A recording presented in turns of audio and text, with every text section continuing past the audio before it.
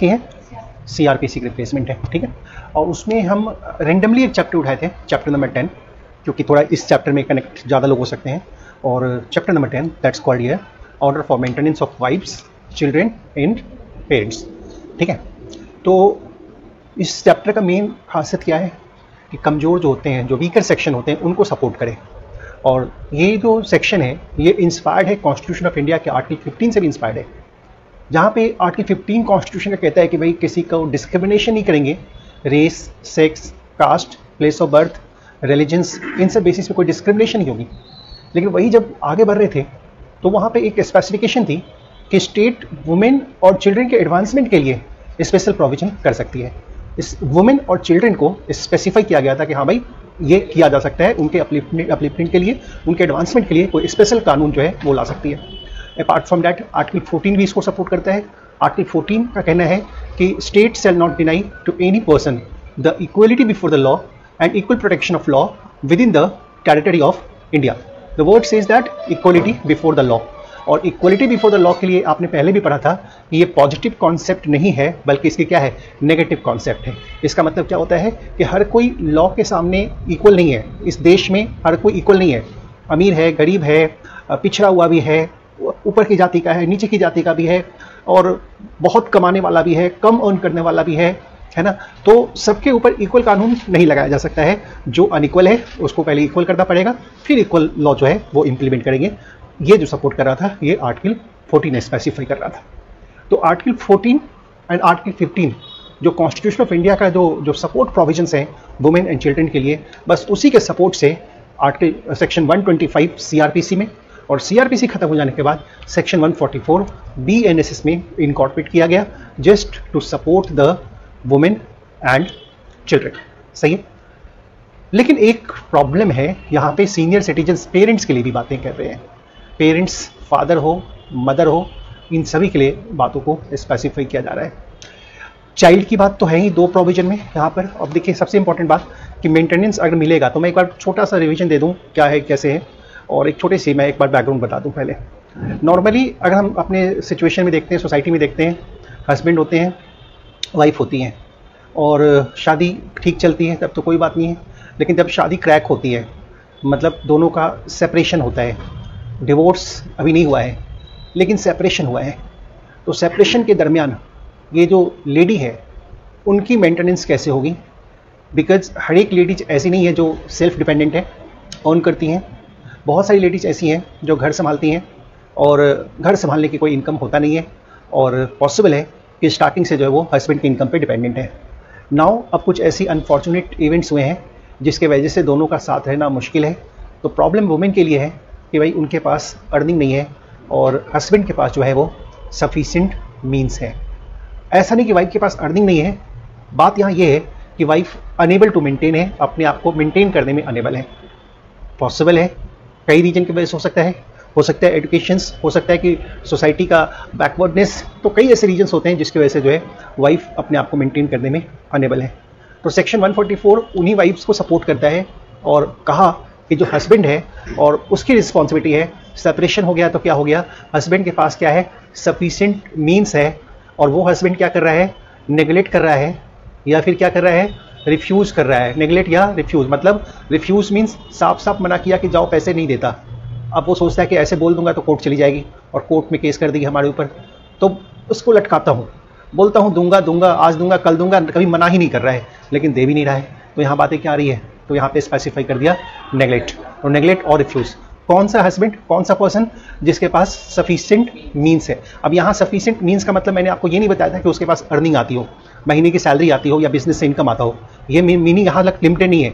Meaning यहाँ पर simply limited है कि भाई आपके पास हाथ पैर है, सोचने समझने की शक्ति है, आप कमा सकते हो, नहीं कमा रहे हो तो आपकी मजबूरी है, वो आपकी जिम्मेदारी है, आपको कमाना है और आपको वाइफ को मेंटेनेंस देना है। तो सफिशिएंट मीन्स का मतलब, कई सारे हस्बैंड्स होते हैं जब कोर्ट में केस जाती है, सेक्शन 144 की जब केस वाइफ लेके जाती है, तो वो कोर्ट में सीधे खड़े हो जाते हैं कि सर मेरी तो कमाई नहीं है, जो हमारा बिजनेस था वो सब बर्बाद हो गया, कोविड आया सारा बिजनेस बर्बाद हो गया, ये अकाल आया सारा बिजनेस बर्बाद हो गया, नौकरी करता था मेरी तो नौकरी ही छूट गई। तो इन तरह की बातें बनाना शुरू कर देते हैं। लेकिन कोर्ट कहती है कि हम इन सब बातों को नहीं सुनेंगे, तुम्हारा हाथ पैर दिमाग सब सही सलामत है, इसका मतलब तुम्हारे पास क्या है, सफिशिएंट मीन्स है, हम मेंटेनेंस अलाउ करेंगे। और कोर्ट क्या करती है, मेंटेनेंस अलाउ करती है वाइफ के लिए। अब देखो किसको किसको मेंटेनेंस मिलता है। सबसे पहली बात मेंटेनेंस जो मिलती है इसमें वाइफ को, लेकिन वाइफ कौन, हर एक वाइफ को नहीं, जो पढ़ी लिखी है और जानबूझ के नौकरी नहीं करना चाहती कि भाई हमें तो मेंटेनेंस लेना है, तो कोर्ट भी उसको पहचान लेगी और उसको मेंटेनेंस देने से मना कर देगी। पढ़ी लिखी भी है लेकिन उतनी अच्छी इनकम नहीं है, दे देंगे मेंटेनेंस, कोई प्रॉब्लम नहीं है। लाइफ स्टाइल को मेंटेन नहीं कर पा रही है अपनी कमाई से, मेंटेनेंस मिलेगी, कोई प्रॉब्लम नहीं है। सिंपल वर्ड यहाँ पे क्या है, क्लियर वर्ड कहीं नहीं लिखा है कि आपकी इनकम ना हो, यहाँ पे लिखा है unable to maintain herself. Unable to maintain herself का मतलब क्या हुआ कि जो आपका लाइफ स्टैंडर्ड है, जो आपकी फैमिली का लाइफ स्टैंडर्ड है, उसके अकॉर्डिंगली आप अपने आप को मेंटेन करने में अनेबल हैं, तो मेंटेनेंस जो है वो मिलेगा। दूसरी बात कहते हैं कि लेजिटिमेट या इलेजिटिमेट चाइल्ड, दोनों को कवर कर लिया, लेजिटिमेट चाइल्ड किया और इलेजिटिमेट चाइल्ड भी किया। मतलब कि अगर एक पर्सन का उसकी अपनी वाइफ से वो चाइल्ड नहीं है बल्कि वो किसी और से वो चाइल्ड है, तो उस चाइल्ड के पास भी राइट है कि अपने इस फादर से वो मेंटेनेंस मांगे ले। वेदर मैरिड और नॉट, यहाँ पे कोई इश्यू नहीं है, और लेकिन चाइल्ड वर्ड इंपॉर्टेंट है। अनेबल टू मेंटेन, यहाँ पे एक सिचुएशन ये भी आ गया है, that's called here legitimate child हो या ऑफ कोर्स इलेजिटिमेट चाइल्ड हो, वो अनेबल टू मेंटेन है, और अनेबल टू मेंटेन है तो वैसे सर्कमस्टेंस में उसको मेंटेनेंस जरूर मिलेगा। तीसरी बात यहाँ बड़ी इंपॉर्टेंट है जो आपको ध्यान रखना है, लेजिटिमेट या इलेजिटिमेट चाइल्ड, यहाँ पे मैरिड डॉक्टर को हटा दिया गया है और वो मेजॉरिटी अटेंड कर चुके हैं, लेकिन इसमें एक प्रॉब्लम है कि फिजिकल या मेंटल एबनॉर्मलिटी की वजह से वो अर्न नहीं कर पा रहे हैं। और लास्ट पॉइंट इसका बहुत सिंपल सा है, फादर और मदर, माँ बाप, जिस माँ बाप ने पढ़ाया लिखाया खिलाया पिलाया बड़ा किया, आज बच्चे उनको छोड़ के अलग हो गए हैं, उनको जाके वृद्धा आश्रम में रख दिए हैं, कहीं रख दिए हैं, और उनको खाने पीने का रहने का पैसा नहीं दे रहे हैं।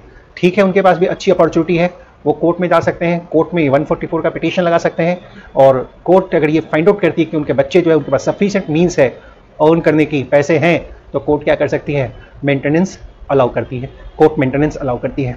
ठीक है यहाँ तक। तो बच्चे, अब एक बात बताओ, क्या डॉटर से मेंटेनेंस मांग सकते हैं पेरेंट्स, डॉटर से, can you take the maintenance from the daughter, कोई एग्जाम्पशन नहीं है, डॉटर से भी मांग सकते हैं। लेकिन डॉटर अर्न नहीं कर रही है, डॉटर का हस्बैंड अर्न कर रहा है, तो क्या डॉटर के हस्बैंड से यानी कि अपने दामाद से मेंटेनेंस मांग सकते कि नहीं, क्या इंटरप्रिटेशन लगता है, दामाद से मेंटेनेंस मांग सकते कि नहीं, what do you think on that? नहीं, उसके लिए कुछ नहीं लिखा हुआ है, दामाद से नहीं मांगेंगे। ठीक है, बेटे से मांग सकते हैं, बहू से मांग सकते हैं, बहू से मांग सकते हैं। अभी उत्तर प्रदेश में उत्तर प्रदेश हाईकोर्ट ने बहू से मेंटेनेंस अलाउ किया है। उसमें क्या हुआ था कि उसके बेटे की डेथ हो गई थी और बेटे की जगह उनकी बहू को नौकरी हुई थी कॉम्पनसेट ग्राउंड पे, तो कंपनसेट ग्राउंड पे नौकरी हुई थी, तो उस सर्कमस्टेंस में कोर्ट ने अलाउ किया कि आप डॉटर इन लॉ से मेंटेनेंस लो, वो कोर्ट ने अलाउ किया। तो depends upon the circumstances, but ये काम से आपको फैमिली कोर्ट नहीं कर सकती है। फैमिली कोर्ट में जो डिसमिस कर दे तो रिट के फॉर्म में लेकर के जाते हैं हाई कोर्ट में, और हाई कोर्ट के पास अब एक्सटेंसिव पावर होता है, और हाई कोर्ट जो है लॉ की ऐसी इंटरप्रिटेशन जो है वो स्पेसिफाई कर देती है, लॉ को लिखने का जो स्पिरिट है वो उसके ऊपर जाती है और स्पिरिट के अकॉर्डिंगली इंटरप्रिटेशन करते हैं। तो हमने यहाँ क्या कहा, is father mother unable to maintain herself. तो अब उसके बाद मैंने आपसे लास्ट क्लास में ये भी क्वेश्चन पूछा था, क्या दादा दादी मेंटेनेंस ले सकते हैं, नाना नानी? इस एक्ट में नहीं परमिशन है, लेकिन एक दूसरा कानून है जिसमें ले सकते हैं। कौन सा कानून है वो? Maintenance and welfare of senior citizens वाला एक कानून है। ठीक है, उसमें मेंटेनेंस ले सकते हैं। उसकी एप्लीकेशन लगती है एसडीएम के पास, उसमें ट्राइब्यूनल होती है और वो एसडीएम को अथॉरिटी होती है, एसडीएम के पास एप्लीकेशन लगती है। तो आपको हमेशा ध्यान रखना है, 4 लोग मेंटेनेंस लेंगे। Number 1, wife enable to maintain herself, children child illegitimate हो या फिर एलिस्टिमेट हो मैरिड डॉटर को छोड़ करके, और चाइल्ड लेस्टिमेट या एलिस्टिमेट हो लेकिन not being the married daughter, जो कि मेजर हो तो भी चलेगा लेकिन फिजिकल या मेंटल कैपेबिलिटी की वजह से वो अर्न नहीं कर पा रहे। और लास्ट कौन है? फादर और mother unable to maintain himself और हरसेल्फ, नहीं ये वाला चीज है। और दूसरे जो फादर मदर चाहे तो वो सीनियर सिटीजन वाला एक्ट है, उसमें भी ले सकते हैं। वो जो एक एक्ट है maintenance and welfare of who, parents and senior citizen act, ये बड़ा डेंजरस कानून है। इस कानून की एक सबसे इंपॉर्टेंट बात ये बताऊं कि ये जो कानून है वो मेंटेनेंस दिलवाता है, और वही नहीं दिलवाता है अगर एक ओल्डर सीनियर सिटीजन है घर में और उनका बेटा उनसे बदतमीजी से बात करता है, ठीक है, लड़ाई झगड़े करते रहता है, बहू लड़ाई झगड़े करती है, तो वो एसडीएम के पास एक एप्लीकेशन लगाते हैं और एसडीएम उनको घर से निकलवा देते हैं, आप निकलो और आप कहीं और जाके रहो, इनको रहने दो घर में अकेले। इस तरह का भी पॉइंट होता है। मतलब जो लड़के को बाहर निकाल, हाँ लड़के को घर में, तुम अपना बाहर कहीं देख लो ठिकाना। बाप कह रहा था कि तुम छोड़ो यहाँ से, निकलो, जाओ, मेरा घर है। वो कहता नहीं जाऊँगा, बेटा हूँ, रहूँगा, मेरा हक है। वो जाते हैं एसडीएम कोर्ट में, पूरा उसको बाहर ही निकलवा देते हैं। कई बार ऐसा होता है कि बेटा बहू कहता है कि भाई हम ज़िंदगी भर आपकी सेवा करेंगे, आपकी देखभाल करेंगे, हमारे सिवा आपका है कौन, तो ये घर मेरे नाम कर दीजिए। अब पेरेंट्स भी सोचते हैं कि चलो मेरा बेटा ही है, इसके अलावा है कौन, कर देते हैं। अब घर उसके नाम कर दिया उसने, ठीक है। अब उसके बाद उसकी रंगत बदल गई, जैसे ही घर उसके नाम हुआ उसकी रंगत बदल गई। अब उसको बदतमीजी से बात करने लगे, खाना पीना देना बंद कर दिया, घर से निकाल दे, ये सब चीज़ें होना शुरू हो। अब क्या रेमेडी है उनके पास? अब नॉर्मल सिविल कोर्ट में जाओगे तो कोई रेमेडी नहीं है, क्योंकि आपने गिफ्ट कर दिया है, वो गिफ्ट डीड है, कंप्लीटेड गिफ्ट है, और कंप्लीटेड गिफ्ट जो है रिवोकेबल नहीं होती है। लेकिन ये एक्ट इनको सपोर्ट करता है। इस एक्ट का एक सेक्शन 28 है जिसमें सीधा वो एसडीएम कोर्ट में जाते हैं, और वो जो गिफ्ट डीड तो किया हुआ था वो एसडीएम जो वहाँ गिफ्ट डीड को कैंसिल कर देंगे, वो गिफ्ट डीड रिवोक हो जाती है, ख़त्म हो जाती है। तो जैसे थे फिर वैसे सिचुएशन में प्रॉपर्टी फिर से उनको वापस मिल गई। तो ये वाला जो एक्ट है ना, फादर को, मदर को, और ये एक्ट तो और लोगों को कवर कर लेता है, तो ये सबसे बहुत ज़्यादा रेलिवेंट है। तो जब भी कोई पेरेंट्स मेंटेनेंस चाहे तो उनको इससे बेटर है ये वाला एक्ट, इसमें काम फटाफट हो जाता है। नहीं, अच्छा, लेडीज अगर मेंटेनेंस चाहती है तो लेडीज़ के लिए कई सारे एक्ट्स हैं।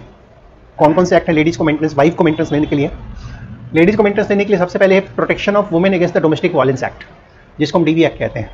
वो सेक्शन 12 है जो मेंटेनेंस ऑर्डर लेती है कि भाई हमें मेंटेनेंस दो, और वहाँ तो एड इंटरिम भी मिलता है। इसमें इंटरिम मिलेगा। इंटरिम क्या होता है? आर्गूमेंट दोनों पार्टी के सुनने के बाद होती है, और एड इंटरिम है बिना आर्गूमेंट का। तो इसमें तो इंटरिम भी, एड इंटरिम भी मिलती है, और पॉसिबल है protection of women against domestic violence act में भी बढ़िया मेंटेनेंस का प्रोविजन है। इवन बीएनएसएस में मिला, हिंदू मैरिज एक्ट में यहाँ भी मेंटेनेंस का प्रोविजन है, हिंदू मैरिज एक्ट में मेंटेनेंस का प्रोविजन है। तो ये 3 ऐसे जगह हैं जहाँ पे लेडीज जो है वो मेंटेनेंस ले सकती है, इन 3 जगहों पे। लेकिन हाँ एडॉप्शन मेंटेनेंस वाले में भी होता है ना। तो मतलब पॉसिबल है, वैसे देखा जाए तो टोटल 13 लॉज हैं जहाँ पे मेंटेनेंस बनता है, प्रोविजन है मेंटेनेंस का। बट सबसे ज़्यादा पॉपुलर जो है वो कौन है?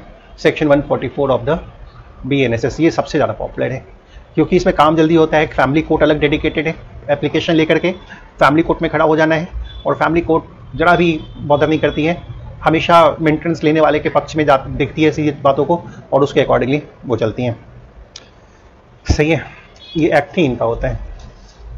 तो ये सब चीज़ें मैंने आपको बता दिया था, ठीक है। कई सारी बातें बताई थी मैंने, इंटरप्रिटेशन से कनेक्टेड बातें बताई थी। द मैजिस्ट्रेट्स, अच्छा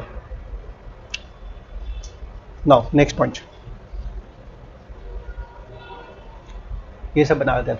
मेंटेनेंस के ऊपर कुछ फेमस जजमेंट सुना है आपने? कोई फेमस जजमेंट सुना है?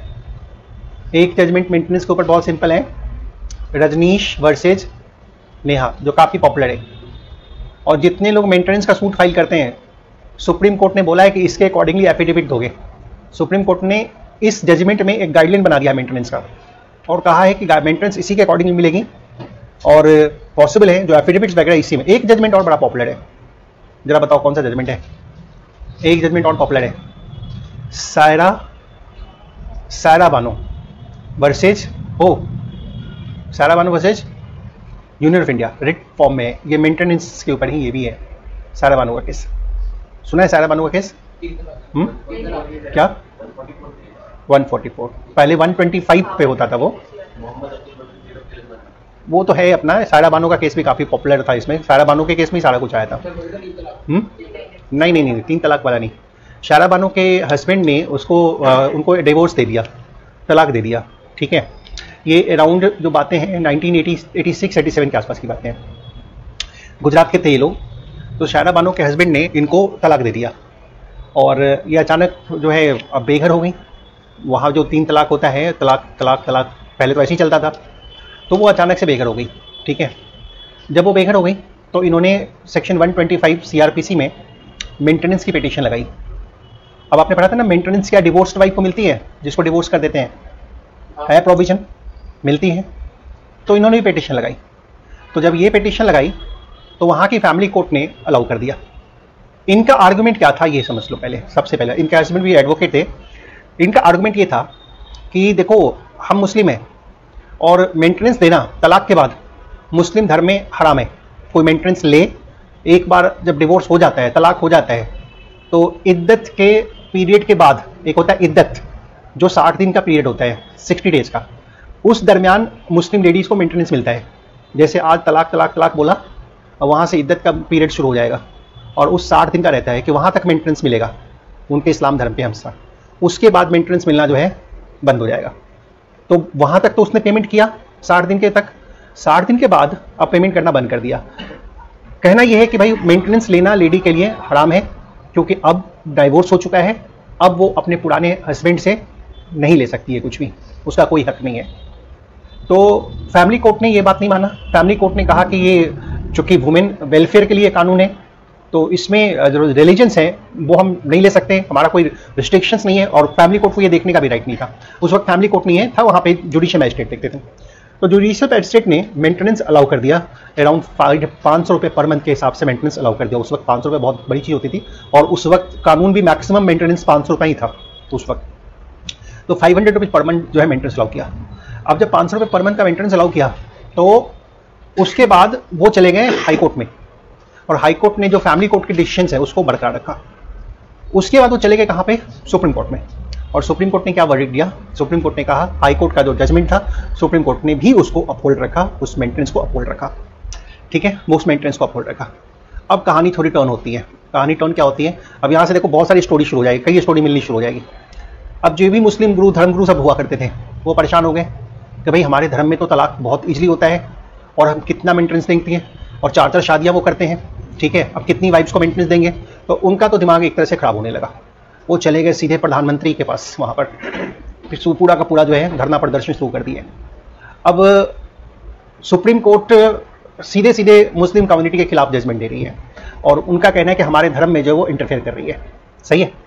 और उसके बाद उस वक्त राजीव गांधी की सरकार थी, है ना। राजीव गांधी ने सुप्रीम कोर्ट के जजमेंट को नलीफाई करने के लिए एक कानून बना दिया। सही है, welfare of Muslim women act करके उन्होंने एक कानून बना दिया, और जिसमें ये प्रोविजन था कि मुस्लिम वुमेन जो है मेंटेनेंस के लिए 125 सीआरपीसी में नहीं जाएगी, वो मेंटेनेंस यहाँ से लेंगी, इस कानून से लेंगे। और इस कानून में एक लिमिटेड पीरियड तक लिए मेंटेनेंस था, वो जो इद्दत का पीरियड था उसी तक लिए मेंटेनेंस था। ठीक है, तो अब क्या हुआ कि अब पार्लियामेंट ने ये कानून पास कर दिया।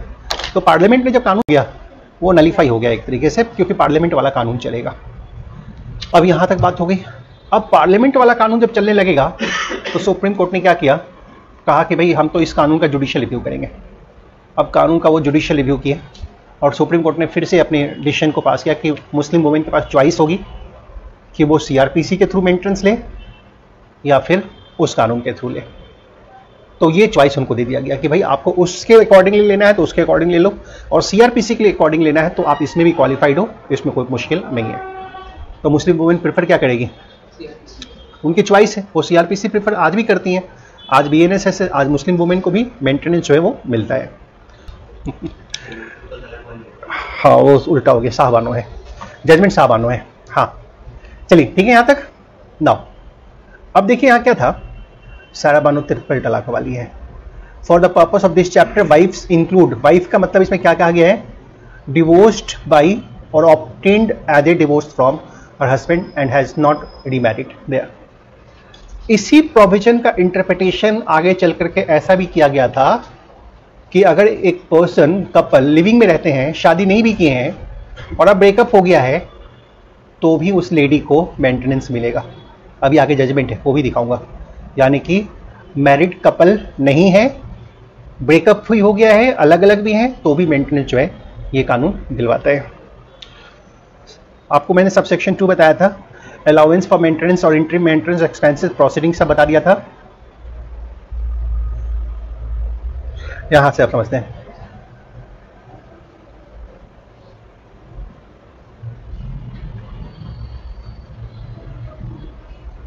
अब यहां से समझते हैं, सुनिए, देखिए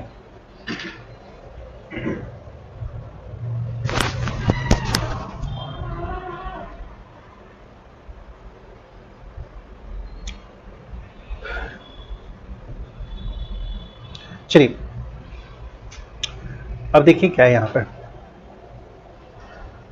इफ एनी पर्सन, ठीक है, so order fails without sufficient cause to comply with the order. देखो यहां पे समझ लो आप, एक हस्बैंड है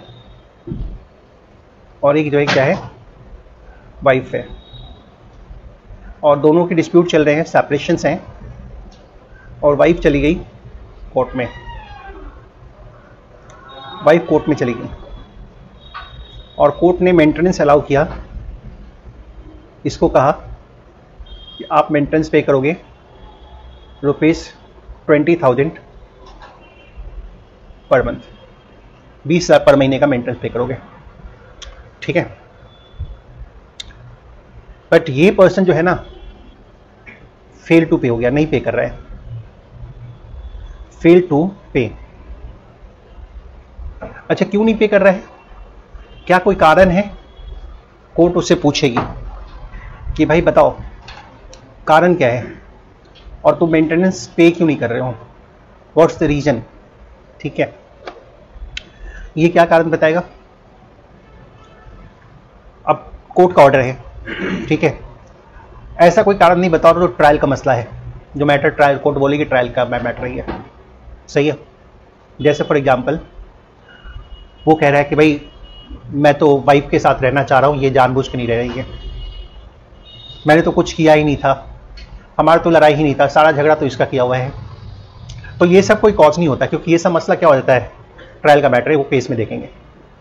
अब यहाँ क्या बोल सकते हैं कि सर अभी इनकम ही नहीं मेरी, मैं तो पूरे महीने बीमार था, कोई कमाई हुई ही नहीं है, तो कोर्ट क्या करेगी, थोड़ा टाइम दे देगी।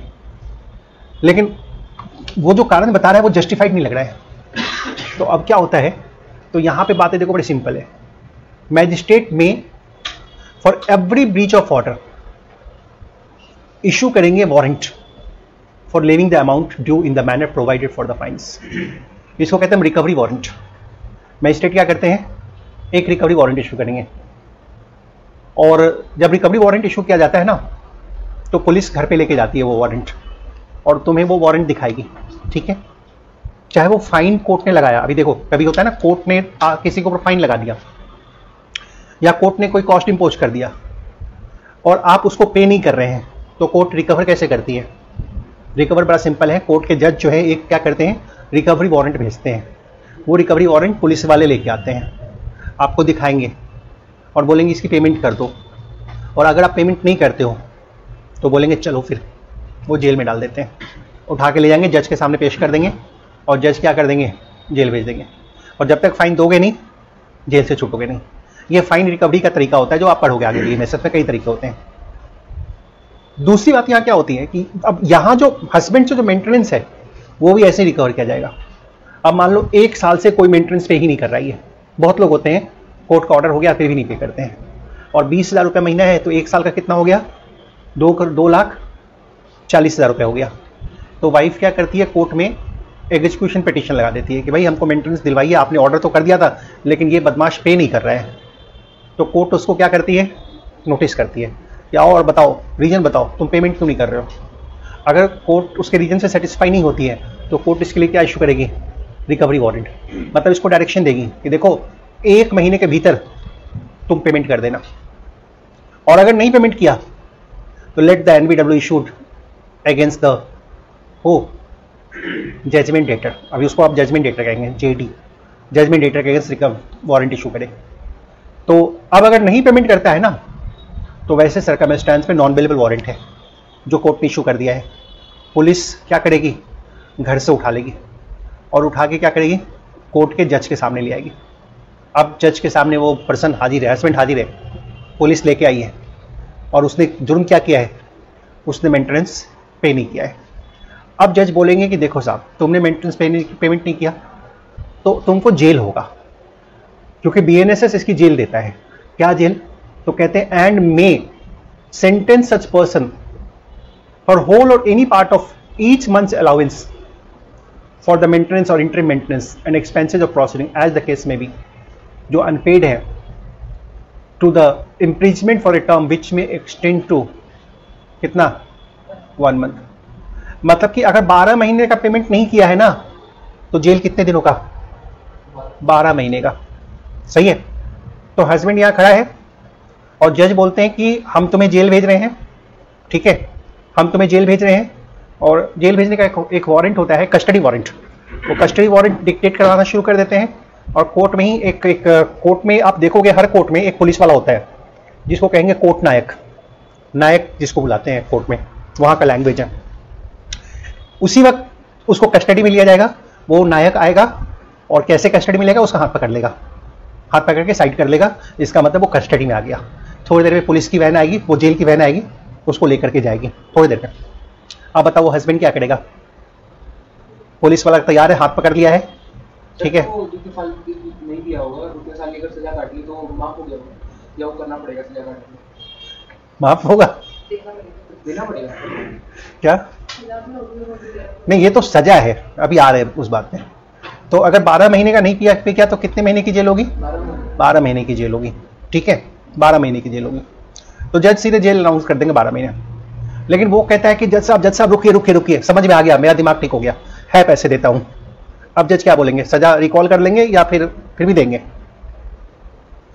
अब क्या, देखो यही लिखा हुआ है, and may sentence such person, may sentence मतलब जज को पूरी लास्ट, जज का मेन काम है पैसे निकलवाना। अगर वो डर से पैसे निकाल देता है ना, मैं तो हमेशा बताता हूं 95% हस्बैंड कोर्ट में डर से पैसे निकाल देते हैं। जो नहीं भी जिसके पास होता है ना, वो लीवर किडनी बेच के ले आए, ठीक है, लेकिन लेके आएगा। और जज भी थोड़ा लिबरल होते हैं। अब देखो जज कैसे लिबरल होते हैं, यहां बदमाशी क्या होती है। मेंटेनेंस क्या बनता है? 2,40,000। आज वो कोर्ट में लाया गया, वो 10,000 भी दे देना तो छूट जाएगा, जज छोड़ देंगे, कुछ ना कुछ निकाल के दे दे, है ना। वो 10,000 मतलब क्या होता है ना, कुछ लोग नए होते हैं, सही है, और सोचते कि हम जाके केस खुद देख लेंगे, यकीनन डरे पड़े होते हैं। पुलिस देखा, जेल ले जा रहे हैं, 2,40,000 का पूरा 2,40,000 पकड़ा देते हैं। कुछ लोग ऐसे होते हैं जिनको वकील सिखा देते हैं, शांत रहना, डराया तुमको ज़्यादा जाएगा, लेकिन तुम डरना बिल्कुल मत। जज साहब के सामने हाथ जोड़ के खड़े हो जाना, बोलना सर 5,000 से ज़्यादा है ही नहीं, अभी है ही नहीं 5,000 से ज़्यादा बोलेंगे तो रोना भी शुरू कर देना तो वो निकालेगा कितना? 5,000। जज भी बोलेंगे चलो ठीक है, कुछ भी तो आ रहा है, छोड़ो, अगले डेट पे बाकी लेके आना। फिर वो 1 महीने बाद का डेट दे देंगे, फिर अगली डेट आ गई, अगले डेट पे फिर 5,000 लेके आ गया, और अगले महीने का 20,000 ऑलरेडी ड्यू हो गया है, वो अलग चीज चल रहा है। तो मतलब ये भी प्रोविजन बहुत सुकून वाला नहीं होता है इतना। वो जो रिकवरी होती है ना, वो भी बहुत ये नहीं होती कि हाँ भाई इतना मेंटेनेंस हो गया तो वो हस्बैंड निकाल के फटाफट। कानून में भी बहुत कमजोरियां है, जिसके ऊपर कोई इंटरेस्ट भी नहीं है। मंथली पेमेंट नहीं करे तो इंटरेस्ट नहीं जुड़ता, अगर इंटरेस्ट होता तो उसके ऊपर बर्डन होती। कोर्ट का काम ऑब्जेक्टिव क्या होता है? जेल भेजना ऑब्जेक्टिव नहीं होता है, कोर्ट का काम होता है पैसे निकलवाना। इतने बड़े केसेज में इक्के दुक्के हस्बैंड होते होंगे जो जेल जाते होंगे मेंटेनेंस ना देने की वजह से। बाकी मैक्सिमम सर्कमस्टेंस में लोग पैसे निकाल करके दे देते हैं, है ना। कोर्ट में ही देंगे और वो पैसा किसको जाएगा? वाइफ को चला जाएगा, ठीक है। तो ये होता है। तो यहाँ पे सिंपली कहते हैं कि अब यहाँ पे बात देखो, यहाँ पे लिखा, अब देखो कोर्ट में तो वो खड़ा हो गया। अब मान लो ऐसा ढीठ हस्बैंड है कि वो पैसे नहीं दे रहा है, बोला नहीं भेज दो जेल, मुझे कोई प्रॉब्लम नहीं है, भेज दो। जज ने बोला ठीक है भेज ही देते तुम्हें, ऑर्डर बना दिया पूरा। कोर्ट नायक को बोला कस्टडी के लिए में ले लो, कस्टडी में ले लिया। थोड़ी देर में पुलिस वैन आ गई, वो कहीं भी पेमेंट करने के लिए बोल दे तो रुक जाएंगे जज। पुलिस जेल की वैन आ गई, अभी भी नहीं तैयार है, पुलिस वाले उसको लेके वैन में बिठा रहे हैं, गया जेल चला गया। ठान के बैठा कि नहीं देना पैसा बिल्कुल। जेल पहुंच गया, अंदर जेल में गया, सोचा क्या है फ्री में खाना पीना मिलेगा। अब अभी कोई जेल चला जाए, इस वक्त कोई शरीफ इंसान है, दिन भर काम वाम करता था, पहले कभी जेल सुना नहीं देखा नहीं, अभी पता है कैसे मिलेगा? एक बैरक होगा, मान लो इसका हाफ होगा, ठीक है, बैरक इसका हाफ होगा, और इसके हाफ में 6 लोग रहेंगे, 6 लोगों का होगा वो, जो नॉर्मल बैरक होते हैं। इसका हाफ होगा 6 लोग। जमीन पे कंबल बिछाने को देगा, कंबल देगा, तकिया देगा, पिल्लो, ठीक है, और एक चादर देंगे, और आपका एक रैक रहेगा सामान रखने के लिए, और आप 6 यहाँ पे ऐसे रहेंगे। फैन होगा, धीरे धीरे चलेगा, कूलर नहीं होगा, एसी तो भूल ही जाओ, एसी कूलर कुछ नहीं होगा, ठीक है। गर्मी बहुत भयंकर होगी, बहुत भयंकर गर्मी होगी, ऐसा हाल होगा। 6 तो मैंने बोला है, कभी कभी 10 भी होते हैं, छोटे से जगह में 10 लोग भी ऐसे होते हैं, इस तरह का हाल होता है। और उसमें किसी का स्टेटस नहीं देखा जाता है। एक पर्सन चलो बहुत अमीर है तो उसके बगल में कोई रिक्शा वाला होगा, है ना, anybody it can be that, कोई डिस्क्रिमिनेशंस नहीं है। अब वो ऐसे माहौल में आके बैठ गया, 1 दिन रहा, 2 दिन रहा, 3 दिन रहा, 5-6 दिन के बाद खुद दिमाग ठिकाने पे आने लगते हैं। अब सोचता है अच्छा, इससे अच्छा होता था मेंटेनेंस दे ही देता, बेकार जेल में आके फंस गया। उस वक्त तो बिल्कुल जोश में कह दिया कि हाँ नहीं दूंगा नहीं दूंगा, अब जो सोचता है, अब उसका मूड बदल रहा है कि दूंगा। तो अब कैसे कर दूंगा, अब क्या छूट सकता है देने से? तो यहाँ पे कानून लिख दिया कि until the payment if sooner made, until the payment if sooner made. आपको 12 महीने की जेल हुई थी, लेकिन आप जल्दी पेमेंट पहले कर दिए, तो फिर क्या हो गया, छोड़ देंगे, कोर्ट छोड़ देगी। इवन पूरा नहीं दे पाओगे, थोड़ा भी दे दो तो भी छोड़। मेन जज का ऑब्जेक्टिव जेल भेजने का नहीं होता है, मेन ऑब्जेक्टिव होता है पैसे निकलवाने का ऑब्जेक्टिव मेन होता है। तो ये सिचुएशन यहाँ पे होती है। तो आपको हमेशा ध्यान रखना पड़ेगा कि कितने दिनों का होगा, 1 महीने का। क्या क्या? हाँ, जितने महीने की पेमेंट नहीं किया उतने की जेल, पूरा मंथ का हिसाब है। 1 मंथ 1 ईयर, सॉरी 1 मंथ की फेलियर 1 मंथ की जेल, दैट वाज सही है। चलिए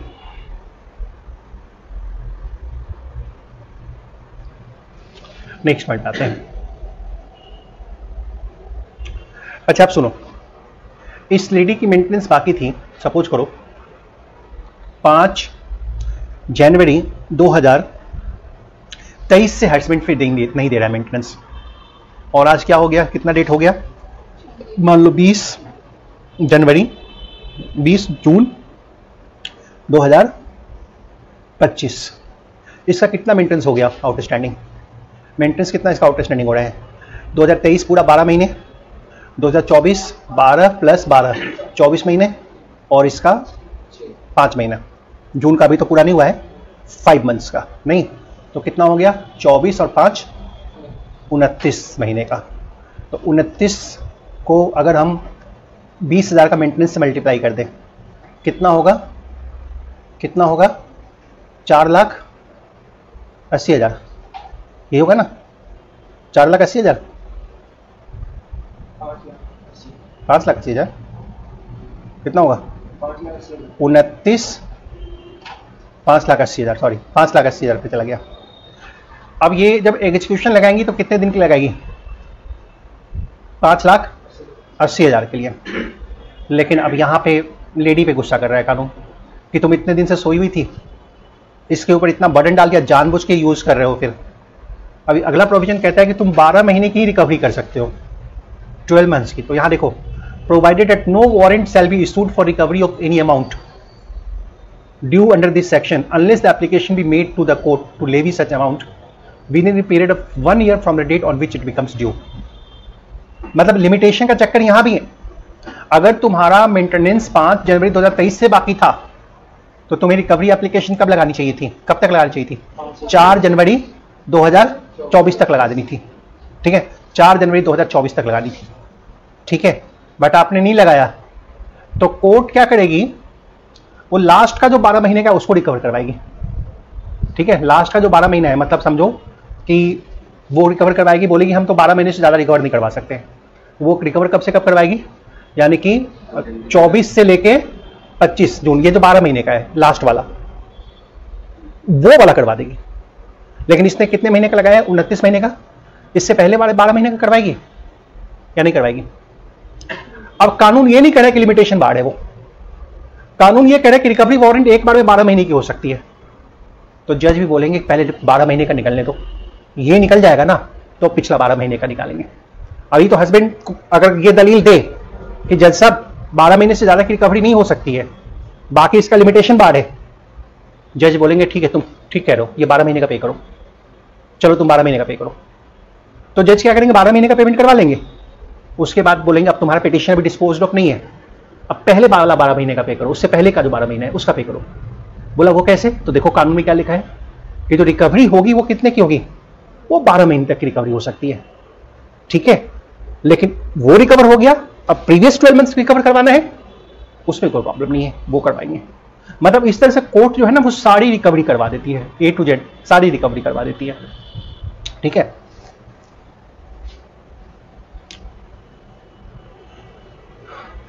नेक्स्ट, अब चलो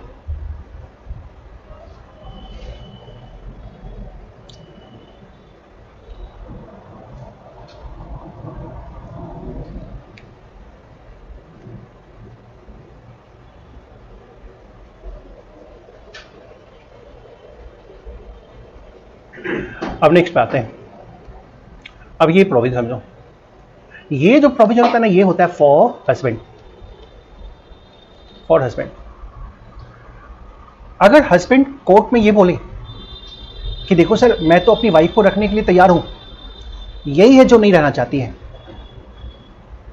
तो कोर्ट वाइफ से बोलेगी क्यों नहीं रहना चाहते हो। मतलब बीच केस में एक एप्लीकेशन लगाता है हस्बैंड, जिसमें वो कोर्ट को कहता है कि देखो जो पुरानी बातें थी, लड़ाई झगड़े थे, सब भूल जाए, हम फिर से अपनी लाइफ शुरू करते हैं।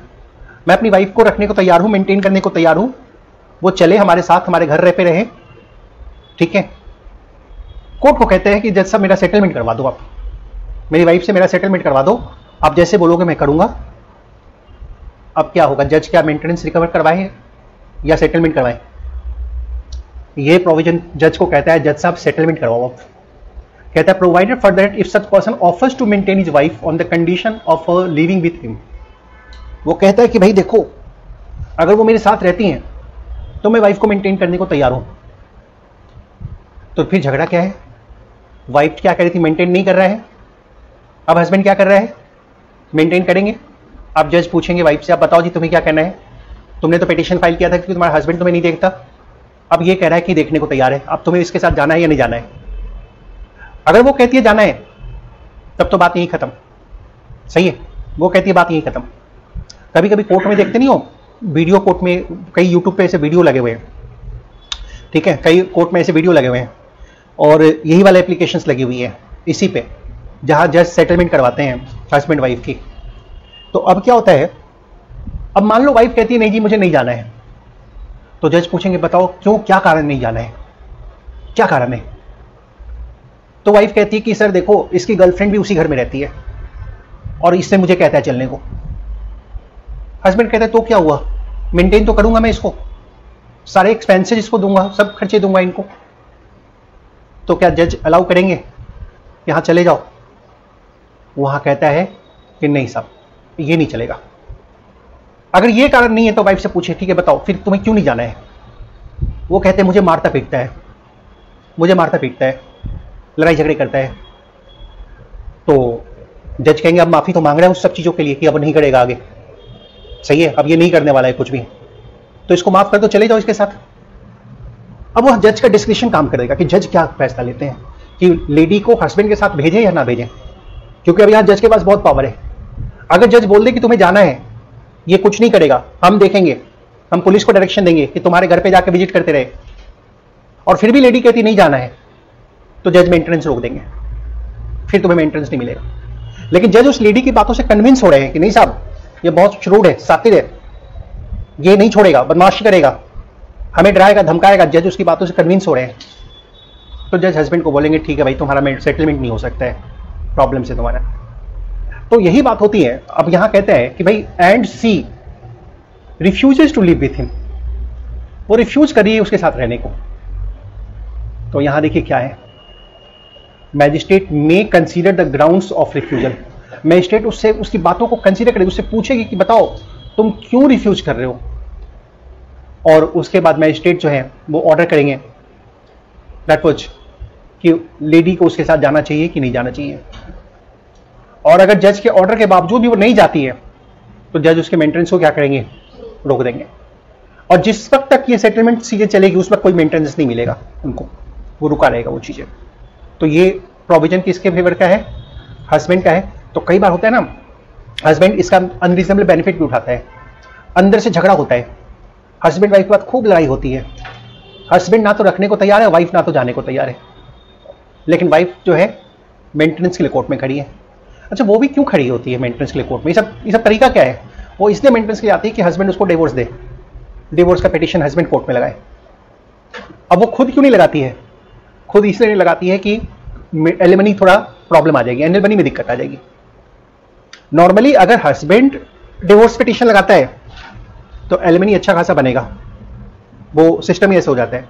वाइफ लगाती है तो एलिमनी कम बनता है। तो जब दोनों में लड़ाइयां होती है ना तो दोनों एक दूसरे को ताक में रहते हैं कि कौन किसको कितना हैरेस करता है, और ऑब्जेक्टिव यही होता है कि सामने वाला डिवोर्स केस फाइल करे, और वो डिवोर्स केस फाइल करे फिर वहां पे एलिमनी वगैरह की बात हो।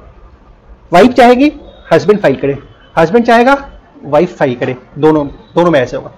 तो कभी कभी क्या होता है, दोनों में लड़ाइयाँ बड़ी गंभीर होती है, बहुत सीरियस होती है, लेकिन फिर भी हस्बैंड जाकर के कोर्ट में ये पिटीशन फाइल कर देता है कि हम वाइफ को रखना चाहते हैं। वो जानता है कि वो मना करेगी, और वो मना करेगी तो उसका मेंटेनेंस जाएगा, है ना। अब ये सब चीज़ें जज को समझना होता है कि जज का क्या सोच है, क्या अंडरस्टैंडिंग है जज का, ये सब चीज़ें जज को सोचना होता है, ठीक है। एक्सप्लेनेशन पे आइए। इफ हस्बैंड हैज, अब यहां देखिएगा, और सबसे अच्छा एक्सप्लेनेशन यहां पे जज को एक रीजन अगर ये मिल जाए कि वाइफ, हस्बैंड की गर्लफ्रेंड उसके साथ रहती है, तो वैसे सर्कमस्टेंस में सफिशिएंट रीजन है वाइफ का उसके साथ नहीं रहने का। तो यहां कह दिया, if husband has contracted marriage with another women or keeps a mistress, it shall be considered to be just ground for his wife's refusal to live him.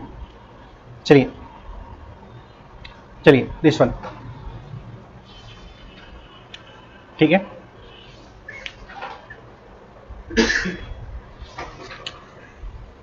अच्छा, यहां तक क्लियर है। 3 सिचुएशंस ऐसे हैं जहां वाइफ को मेंटेनेंस नहीं मिलेगी। तीनों सिचुएशन समझ लीजिए पहले। तीनों सिचुएशन क्या है? पहला सिचुएशन देखिए, अगला provision, if she is living in adultery. पहला सिचुएशन क्या है? अगर वो एडल्ट्री में है, एडल्ट्री मीन्स व्हाट, अगर उसका अफेयर किसी थर्ड पर्सन के साथ है, ठीक है, तो फिर मेंटेनेंस नहीं मिलेगा।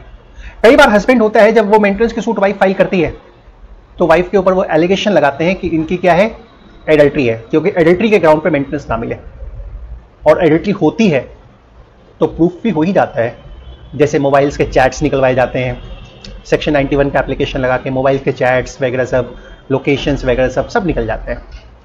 तो अगर वाइफ्स की एडल्ट्री है तो मेंटेनेंस नहीं मिलेगा, और हस्बैंड की एडल्ट्री है तो तब कोई प्रॉब्लम मिलता है, ठीक है। दो पहली बात। दूसरी बात, वाइफ अलग रहती है without any sufficient reason, without any sufficient reason. अब किसी लड़की की शादी विलेज में हो गई है, वो दिल्ली में रहने वाली थी, उसकी शादी कोई छोटे शहर में हो गई है। अब शादी करके जब छोटे शहर में गई तो वहां उसको मन नहीं लग रहा है, परेशान है, वो रिवर्ट बैक होकर अपनी माँ के घर आ गई। अब वो नहीं जा रही है ससुराल। अब हस्बैंड के ऊपर मेंटेनेंस का सूट फाइल की, क्या उनको मेंटेनेंस मिलेगा? कोर्ट को रीजन क्या बताएगी? अगर झूठ मूठ का रीजन बताए तो एक अलग बात है, लेकिन एक्चुअल रीजन क्या है कि उसको वहां पे मन नहीं लग रहा, तो ये सफिशिएंट रीजन नहीं होता। तो you need to specify the sufficient reason to the court. अब सफिशिएंट रीजन में आप बोलोगे मेरी सास से नहीं बनती, मेरी ननद से नहीं बनती, मेरा वो मुझे परेशान करता है, तो these things are not the sufficient reasons that no. और नेक्स्ट पॉइंट अगर इसमें बड़ा इंपॉर्टेंटली लेके चले तो, she refuses to live with a husband, that was if without sufficient reason she refuses to live with her husband. कोई sufficient reason नहीं है, वो हस्बैंड के साथ रिफ्यूज कर दिया रहने से। एंड लास्ट पॉइंट है, if they are living separately by what, mutual consent. अगर वो म्यूचुअल कंसेंट से अलग रह रहे हो तो भी मेंटेनेंस जो है वो नहीं बनेगा। अगर म्यूचुअल कंसेंट से अगर वो सेपरेट रहते हैं तो वो मेंटेनेंस नहीं बनेगा। तो 3 पॉइंट्स हैं, अगर वो एडल्ट्री में है, दूसरा सफिशिएंट रीजन नहीं है अलग होने का। बिकॉज जब देखो, जब पिटीशन ड्राफ्ट करते हैं मेंटेनेंस का, तो उसमें कुछ बातें लिखना बहुत जरूरी है। नंबर 1, आप मेंटेनेंस में क्या, पिटीशन में क्या क्या बात होनी चाहिए? सफिशिएंट रीजन होना चाहिए। सफिशिएंट रीजन में क्या क्या? जो हस्बैंड से लड़ाई झगड़े होते हैं, ठीक है, व्हाटसोएवर, हस्बैंड हैरेस कर रहा है, जो भी है वो होना चाहिए। दूसरा क्या होना चाहिए? दूसरा क्या होना चाहिए? सफिशिएंट रीजन है, और दूसरा मेंटेनेंस पिटीशन एडमिट कराने के लिए, क्योंकि अगर सारे पॉइंट्स एक्ट के अकॉर्डिंगली सारे पॉइंट नहीं है तो हम कहते हैं कॉज ऑफ एक्शन नहीं बनता है, फिर मेंटेनेंस पिटीशन रिजेक्ट हो जाएगा। एक तो सफिशिएंट रीजन हो गया, दूसरा और बताओ, मेंटेन, हाँ क्या क्या मेंटेन, हाँ unable, sorry unable to maintain herself, वो अपने आप को मेंटेन करने में अनेबल है, ये भी बातें बतानी पड़ेगी। तीसरी बातें, तीसरा और क्या बताना है? वो अपने आप को मेंटेन करने में अनेबल है और हस्बैंड के पास सफिशिएंट मींस है अर्निंग के, और चौथी बात है, फोर्थ, वो म्यूचुअल कंसेंट से अलग नहीं रह रहे हैं। म्यूचुअल कंसेंट से अलग नहीं रह रहे, ये भी बताना पड़ेगा कि हस्बैंड ने घर से निकाला है या हस्बैंड से हैरेस होकर घर छोड़ के आई हैं, there is no mutual consent. जब आप पिटीशन में बनाओ इसका मेंटेनेंस का, तो भले ही 20 क्लॉजेज हो, लड़ाई झगड़े भरे हो, ये 4 पॉइंट्स बीच में कहीं ना कहीं आना चाहिए। कई लोग होते हैं कि लड़ाई झगड़े में से पूरा 50 पॉइंट भर देते हैं, लेकिन ये 4 में से कोई क्लॉज मिस हो जाता है, तो वो मेंटेनेंस पिटीशन क्या होगा, रिजेक्ट होगा, कभी भी रिजेक्ट हो सकता है ट्रायल के दरमियान। तो लेडीज को 3 ग्राउंड्स पे मेंटेनेंस नहीं मिलता। पहला, वो एडल्ट्री में है। दूसरा, विदाउट सफिशिएंट रीजन वो हस्बैंड से अलग रह रही हैं। तीसरा, म्यूचुअल कंसेंट से वो अलग हो रही है। एक पॉइंट और है कि वो अपने आप को मेंटेन करने में अनेबल है। और पांचवा पॉइंट ये है कि वो हस्बैंड के पास सफिशिएंट मीन्स है अर्निंग के। तो ये 5 पॉइंट्स हमेशा ध्यान रखना है मेंटेनेंस के लिए। चलिए,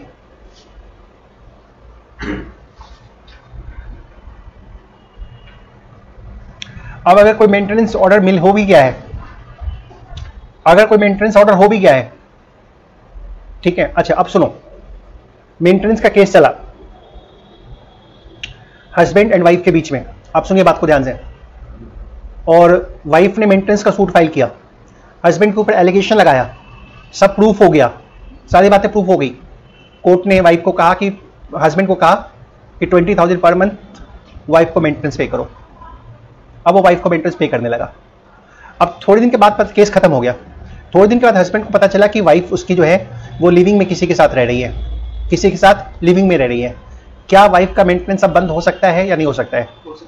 तो अगला प्रोविजन यही कहता है यहां पर, वो कहता है कि on the proof that the wife in whose favour the order has been made under this section, वो कहता है कि वो लिविंग है किसमें, एडल्ट्री में है। वो किसमें है, वो एडल्ट्री में है। देन विदाउट सफिशिएंट रीजन, और that without sufficient refuses to live with her husband, या फिर that they are living separately by mutual consent, ऐसे कुछ आ गया, म्यूचुअल कंसेंट से सेपरेट रह रहे हैं, तो मैजिस्ट्रेट क्या कर देंगे, मेंटेनेंस को क्या कर देंगे, कैंसिल कर देंगे। तो जो मेंटेनेंस ऑर्डर होता है उसको क्या करेंगे, उसको वो कैंसिल कर देंगे। So this is the point called here on that concern that. ठीक है,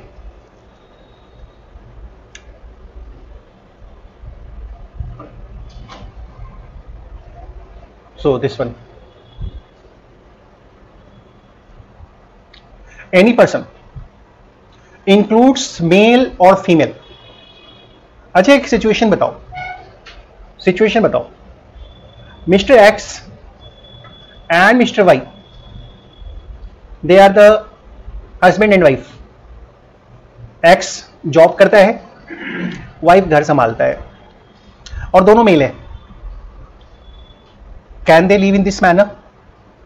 कोई ऑफेंस है? ऑफेंस है? नहीं है। कोर्ट ने इसको क्या किया, डीक्रिमिनलाइज कर दिया, क्लियर। अब दोनों में लड़ाई हो गई, दोनों का सेपरेशन हो गया। क्या वाई एक्स से मेंटेनेंस क्लेम कर सकता है आफ्टर सेपरेशन के बाद? Can Y claim the maintenance? बोलिए। नहीं, क्यों? What's the reason behind that?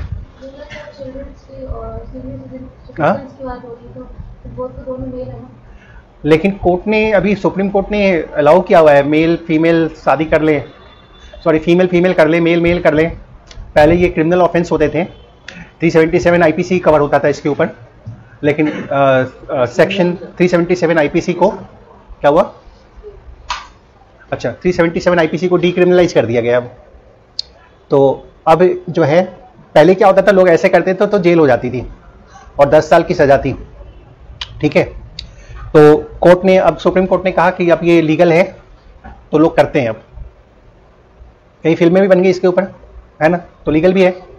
अब लीगल है तो भाई सेपरेशन भी होगा, सेपरेशन होगा तो फिर मेंटेनेंस भी मांगेंगे। तो बताओ, क्या अगर ऐसे पिटीशन कोर्ट में आए, कोर्ट मेंटेनेंस अलाउ करेगी या फिर पिटीशन को ऐसे ही हटा के फेंक देगी? करेगी? क्या लग रहा है?